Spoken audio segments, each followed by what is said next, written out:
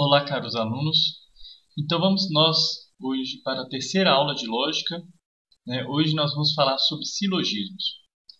Para quem não acompanhou as primeiras aulas, será necessário voltar os vídeos da aula 1 e aula 2 para compreender melhor essa aula de hoje. Porque na aula de hoje nós entraremos em conceitos que já foram tratados em outras aulas, que serão necessários para essa aula.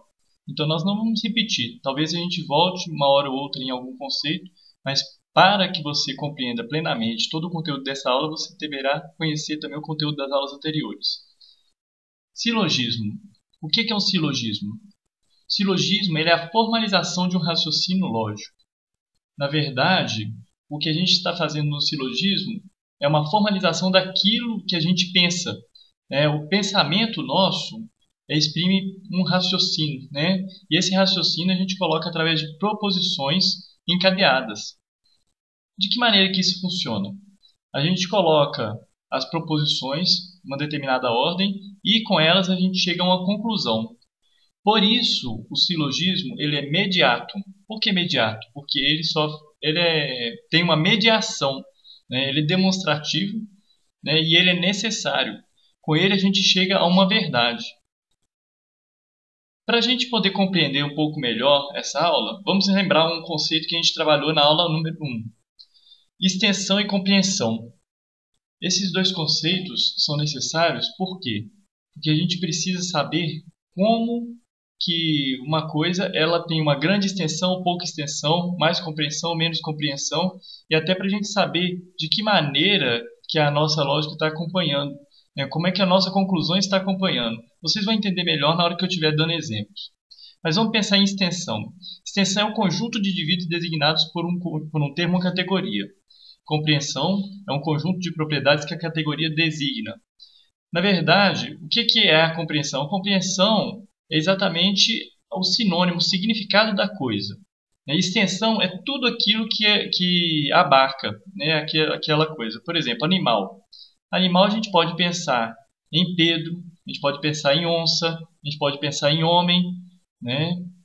Então, quando a gente fala em animal, a gente pensa numa amplidão muito grande.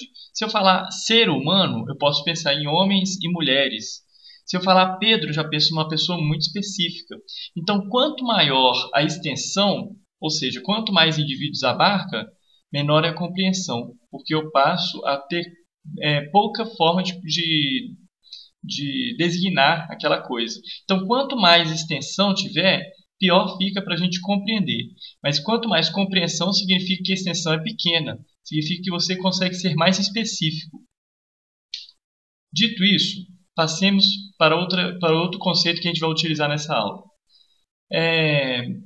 Nós estudamos lá no quadro das oposições, né, na aula anterior, na aula 2, né, nós vimos alguns tipos de proposições. A proposição universal afirmativa, universal negativa, particular afirmativa e particular negativa. Por exemplo, toda estrela brilha é uma proposição universal afirmativa. Por quê? É o conjunto de todas as estrelas, universal, brilha, está afirmando. Algumas estrelas brilham, é particular por quê? Porque você pegou do todo uma parte, então é particular. E afirmativa, porque você está afirmando. Então, desse lado do quadro lógico, nós temos afirmações. Não é isso? Nós temos afirmações desse lado do quadro lógico. E aqui nós temos, entre uma e outra, uma diferença quantitativa. Desse lado do quadro lógico, nós temos negações. Uma é universal e outra particular. Então, nós temos a universal negativa, nenhuma estrela brilha, por exemplo, né? E nós temos a particular negativa. Algumas estrelas não brilham. Isso tudo a gente já tratou na aula 2. Aqui nós só estamos relembrando. Para quê? Para a gente entender outro conceito. Aqui nós estamos falando de universal afirmativa pensando sempre na expressão como um todo. Mas nós vamos pensar agora em partes. Por exemplo, toda estrela é universal. E como é que fica o predicado? O predicado tem uma diferença. Na sentença afirmativa, o predicado ele é sempre tomado particularmente. Isso é importantíssimo para a gente poder entender como que o silogismo vai chegar na conclusão. Toda estrela brilha, ou algumas estrelas brilham. Se você tem esse predicado brilha, aqui ele é tomado com particular, por quê? Porque a sentença está afirmando. Aqui também, apesar dessa ser universal e essa ser particular, todas as duas estão afirmando. Então você tem aqui também uma predicado que é tomado particularmente. Na sentença negativa, o predicado é tomado universalmente. Nenhuma estrela brilha. Então, se você tiver brilha, você já vai considerar que ele é tomado universalmente. E algumas estrelas não brilham. É a mesma coisa, tomado universalmente. Por quê? Porque nós temos negações. Aqui, uma negação que é universal, né? É uma sentença universal negativa. E aqui, uma particular negativa.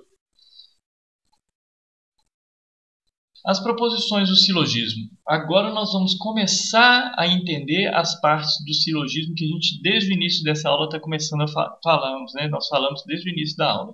Toda estrela brilha. Premissa maior, né? O Sol é uma estrela, uma premissa menor, logo o Sol brilha. A conclusão.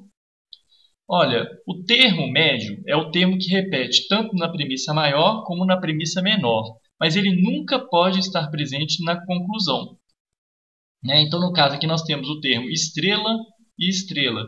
Ele repete nos dois, então ele é o termo médio. Não é médio no sentido de valoração, por exemplo, que ele é mediano. Não. É médio no sentido que ele está fazendo mediação, no sentido que ele vai mediar a fim de que os conceitos tenham uma conclusão. Então, quando eu falo o Sol brilha, eu, na verdade, estou ligando, né, dois termos. Um termo maior, que seria brilha, com o termo o Sol, que seria o termo menor.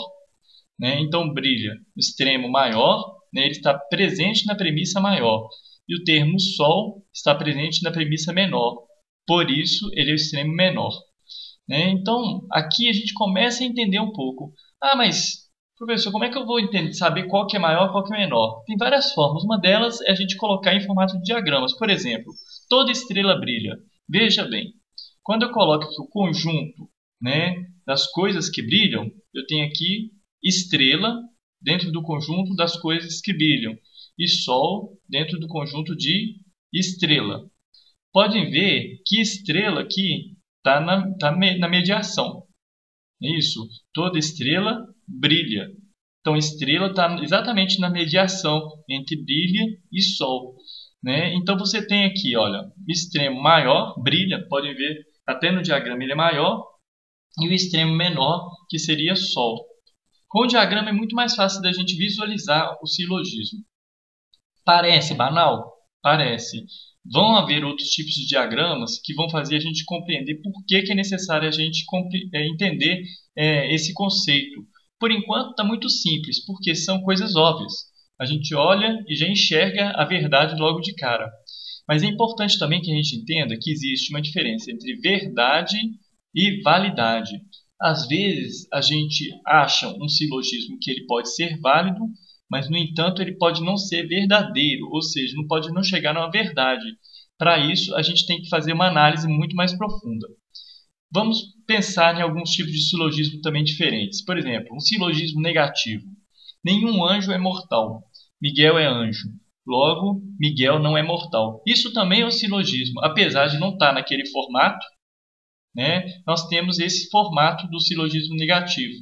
É um outro tipo de diagrama também que é possível a gente desenhar para poder compreender. É importante notar que um silogismo, para ele poder ser coerente, para ele ser válido, a gente tem que chegar simplesmente em um diagrama. Se você chegar em vários diagramas diferentes, inclusive com conclusões diferentes, então você tem um silogismo inválido.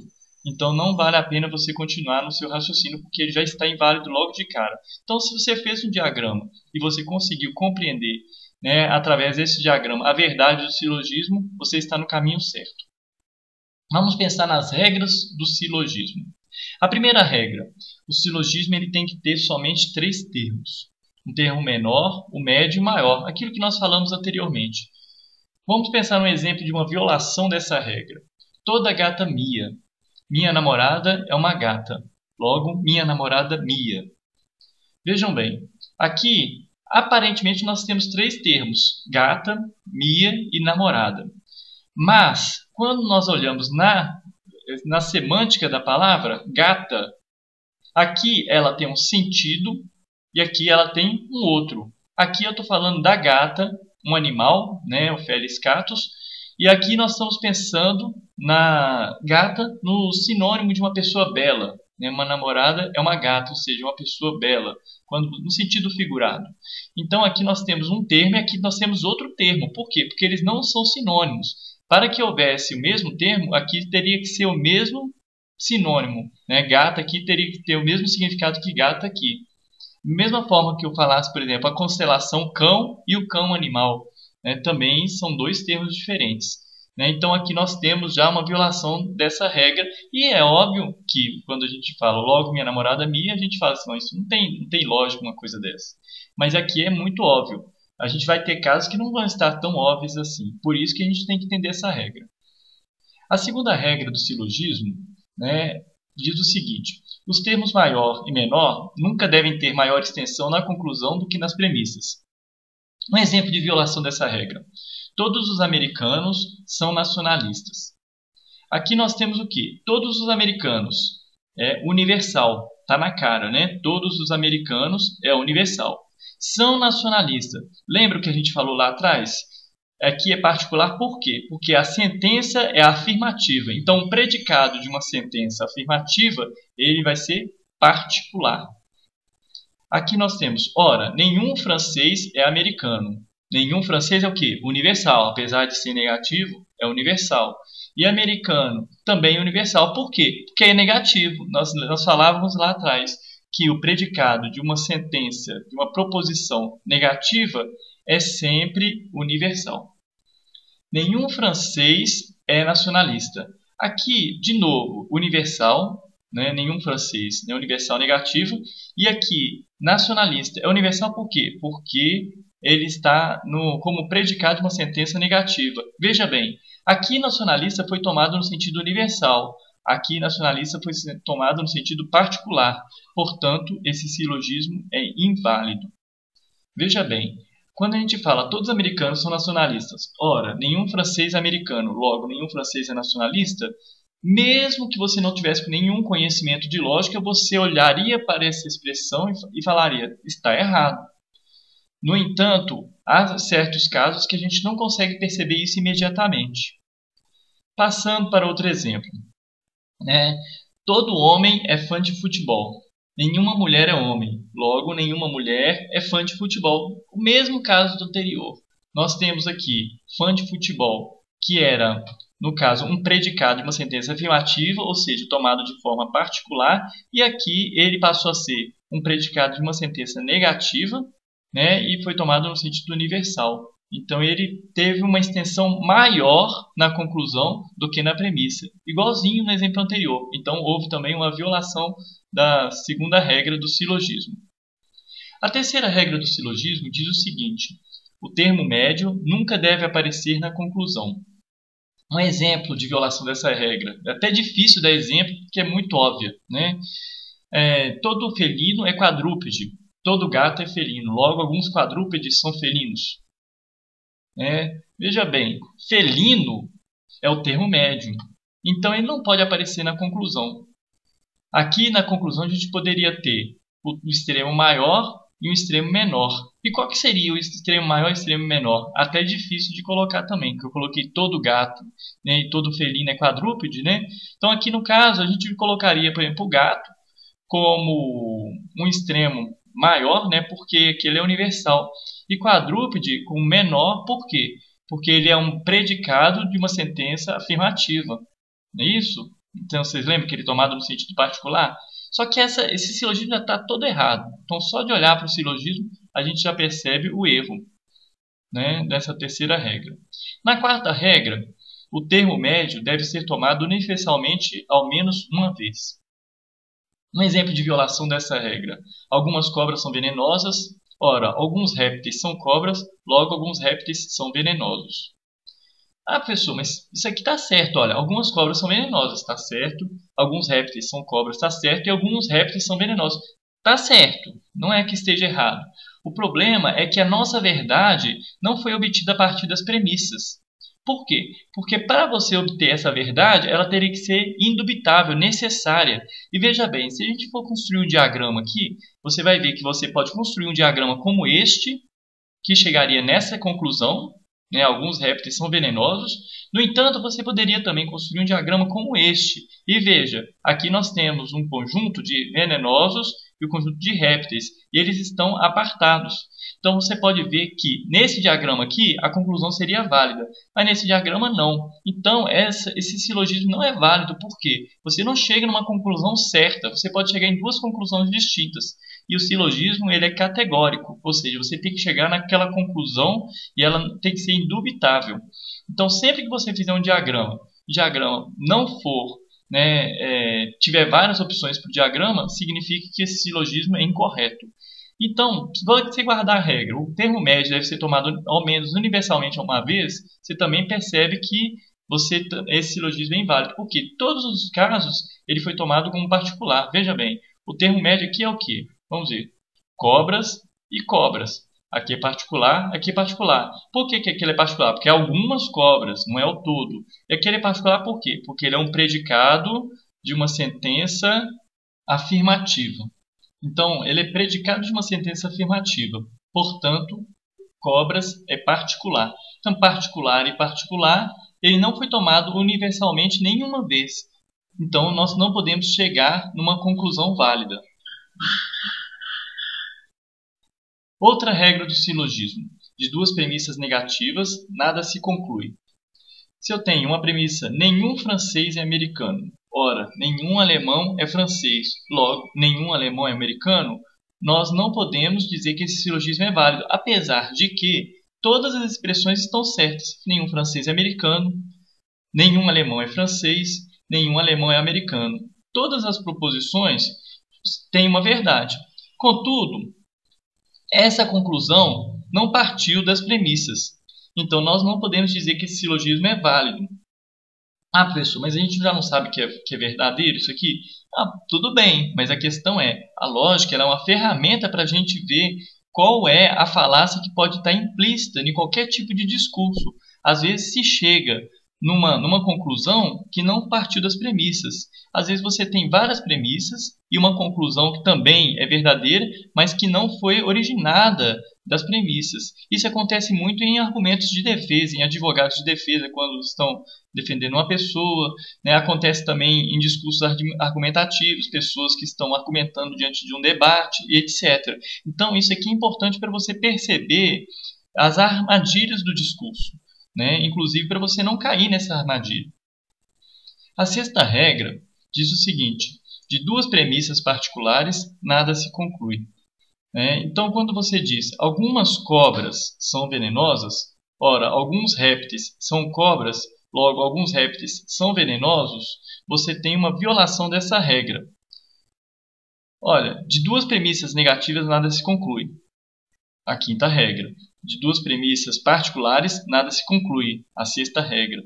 Essas regras são muito semelhantes, porque nós estamos falando de premissas fracas, né? Premissas negativas, premissas particulares. Se você guardar que nem premissa particular, nem premissa negativa, você não pode concluir nada.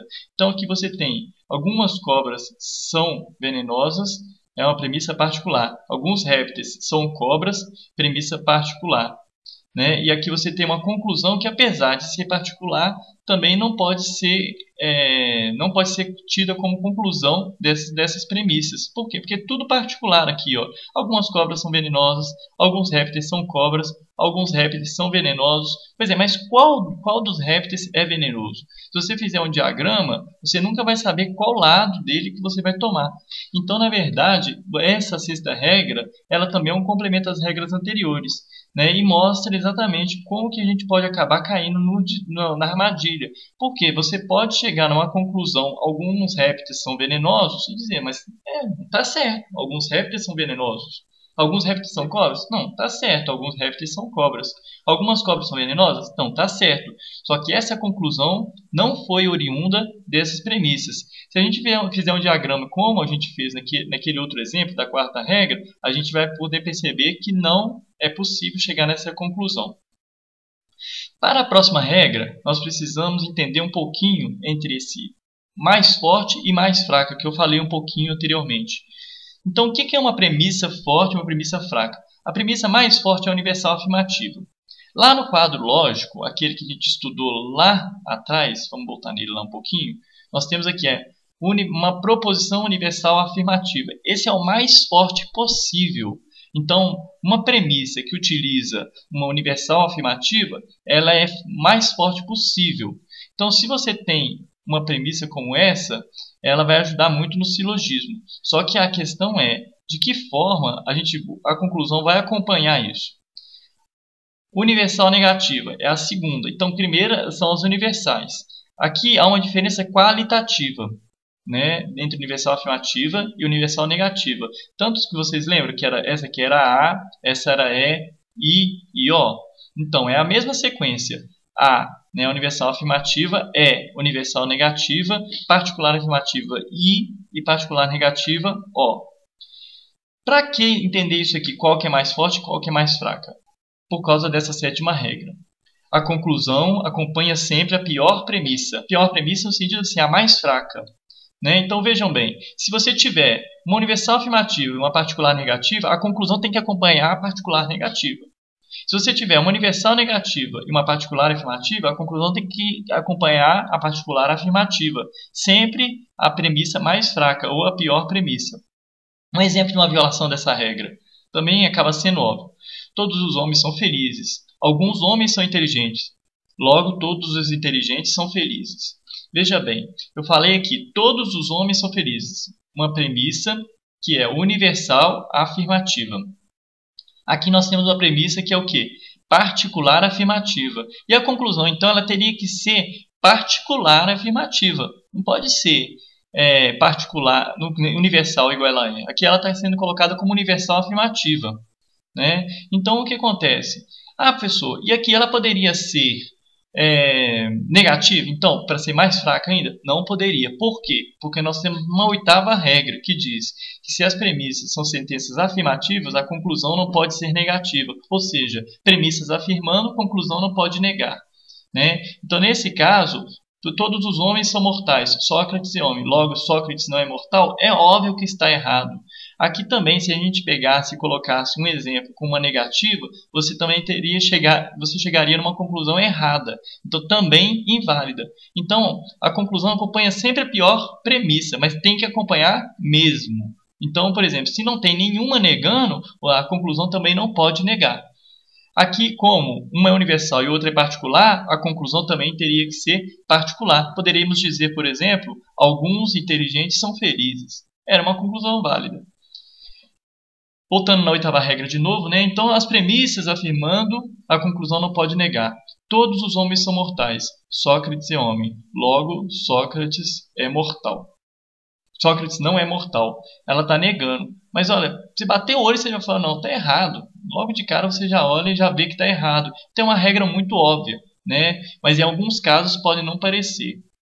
Nós vamos fazer exercícios na próxima aula para poder a gente treinar um pouquinho essas regras do silogismo. Inclusive, nós vamos tentar trazer aqui, numa próxima aula, as falácias, né? Tanto as formais como as falácias não formais. As falácias não formais são aquelas que não utilizam essa fórmula da lógica, né? As falácias não formais, elas são até mais perceptíveis, né? São aqueles argumentos que a gente não tem a forma lógica. E as falácias formais, a gente já tem falácias que utilizam a lógica e, por isso, o erro lógico acaba induzindo as pessoas ao erro. Então, existe uma aparência de verdade. Então, até a próxima aula. Muito obrigado.